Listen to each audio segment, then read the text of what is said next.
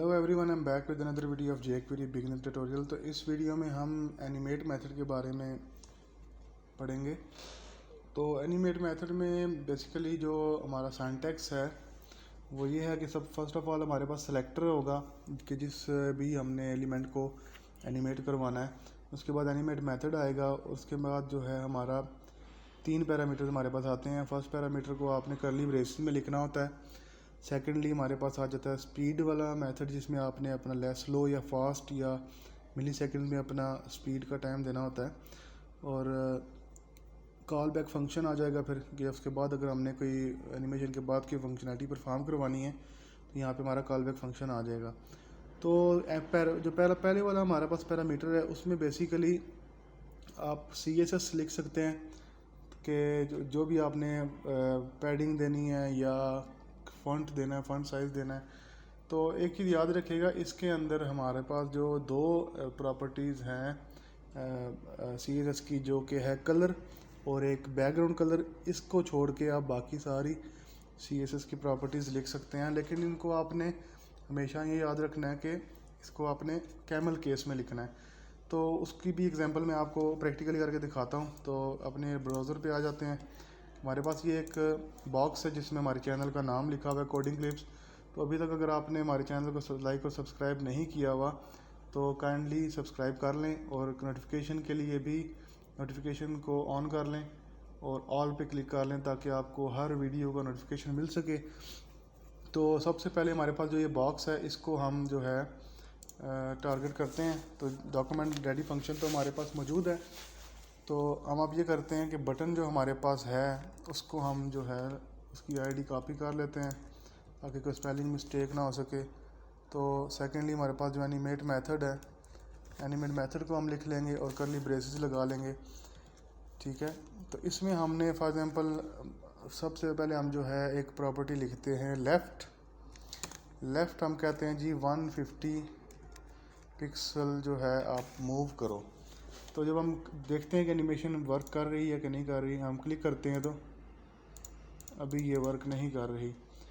तो एनिमेट अभी मैंने गलत कर दिया है इसमें, वो ये किया गलत के समझ आपको आ गई होगी गलती क्या की है। हमने असल में क्लिक वाला फंक्शन नहीं लगाया। तो यहाँ पर हम आ जाएंगे और हमने बॉक्स को बेसिकली एनिमेट करना है। तो एनिमेट, और ये हमारी जो प्रॉपर्टीज़ थी जो लिखा था कोड हमने उसको दोबारा से लिख लेते हैं। ठीक है, तो अब चेक करते हैं कि बॉक्स एनिमेट होता है कि नहीं। तो ये देखें, क्लिक करने पर ये नॉर्मल स्पीड में आगे मूव कर गया। ये देखें, तो 150px लेफ़्ट करने के बाद अगर हम चाहते हैं कि हम इसकी जो है विड्थ भी बढ़ाएं तो याद रखिएगा, एक तो पहले हमने यहाँ पे कामा नहीं लगाया था। अगर आपने आखिरी जो प्रॉपर्टी होगी अगर आपने एक ही रखनी है तो उसमें आपने आगे कामा नहीं देना। अगर आगे कोई देना है तो कोई लिखना है तो आगे आपने वो लिखनी है, और उसके एंड पे पर भी कामा नहीं देना आपने, क्योंकि लास्ट वाली जो वैल्यू होती है प्रॉपर्टी की CSS की वो आपने उसके आगे नहीं लिखना होता। तो हम कहते हैं जी कि अब ये हो जाए तो विड्थ इसकी क्या हो, बढ़ जाए। तो 150 हो जाए फॉर एग्जांपल px। तो रिफ्रेश करके एनिमेट कर लेते हैं। तो ये देखें, आपने जब विड्थ देनी है तो ये इस तरह आपने देनी है। तो आपको ऐसे ये वर्क करेगा। एक तो आगे मूव होगा, उसके बाद साइज़ बढ़ जाएगा मूव होते साथ ही। ठीक है, तो एक चीज़ ये हो गई। अब फॉर एग्जांपल आपने फ़ॉन्ट भी बढ़ाना है तो हम यहाँ पे दोबारा से कामा लगाएंगे। कामा लगाने के बाद हम क्या करेंगे, फ़ॉन्ट साइज़। तो जो मैं आपको कैमल केस की बात बता रहा था वो आपने बेसिकली आपने फ़ॉन्ट साइज़ ऐसे नहीं लिखना, आपने इसको ऐसे लिखना है कैमल केस में। तो CSS थोड़ी सी आपको चेंज करके लिखनी पड़ती है। फॉर एग्जांपल हमारा यहाँ पे फ़ॉन्ट जो है H3 लगा हुआ है, तो यहाँ पे हम क्या करते हैं, यहाँ पे हम 25px जो है उसका फ़ॉन्ट साइज़ कर देंगे। ठीक है, तो जब हम इसको एनिमेट दोबारा क्लिक करेंगे तो क्या होगा, ये पहले लेफ़्ट साइड से 150px मूव करेगा, उसके बाद इसकी विड्थ जो है वो भी इंक्रीज़ होगी और फ़ॉन्ट साइज़ भी इंक्रीज़ होगा।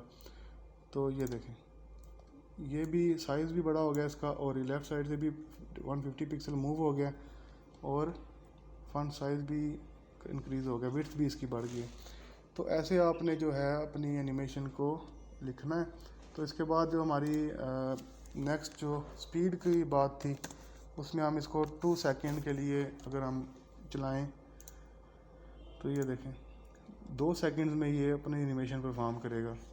और आगे अगर आपने कॉल बैक फंक्शन लिखना है तो वो भी आप लिख सकते हैं। तो अभी के लिए हम ये करते हैं कि हम सिर्फ एक ही एनिमेशन को परफॉर्म करते हैं। अगर आपने मल्टीपल लिखनी है तो आप मल्टीपल भी कर सकते हैं कि हम यहाँ पे अगर लेफ़्ट होने के बाद ये टॉप से 150px मूव करें नीचे की तरफ, ठीक है। तो इसके बाद अगर हम कहते हैं जी वहाँ से उसके बाद राइट से वापस 150 पर आ जाए, तो रिफ़्रेश करके एनिमेट के बटन पे क्लिक करते हैं तो क्या होगा, पहले ये राइट पे मूव करेगा, फिर लेफ़्ट पे मूव करेगा, ठीक है। टॉप पे गया है और सॉरी यहाँ पे लेफ़्ट आर्म करके इसको 0 करके देखते हैं तो ये देखें ये वापस जो है 150 की टॉप पिक्सल से लेफ़्ट वापस आ गया। तो इस मल्टीपल जो हम लिखते हैं इसमें एनिमेशन, इसको हम एनिमेशन क्यू भी बोलते हैं, जिसमें आप मल्टीपल एनिमेशंस को भी यूज़ कर सकते हैं। तो इसके अंदर अगर आप फॉर एग्जांपल देना चाहते हैं, कोई डिले देना चाहते हैं, तो हमने यहाँ पे 2 सेकंड का जो डिले लगाया था, उसके बाद हम यहाँ पे क्या करते हैं, कॉल बैक फंक्शन लगा के एक अलर्ट यहाँ पे शो करवा देते हैं कि फर्स्ट एनिमेशन इज़ कंप्लीट। फिर ये सेकंड की तरफ मूव करेगा और यहाँ पे नॉर्मल स्पीड ही होगी, लेकिन यहाँ पे दोबारा 2 सेकंड की टाइम लेकर मूव करेगा।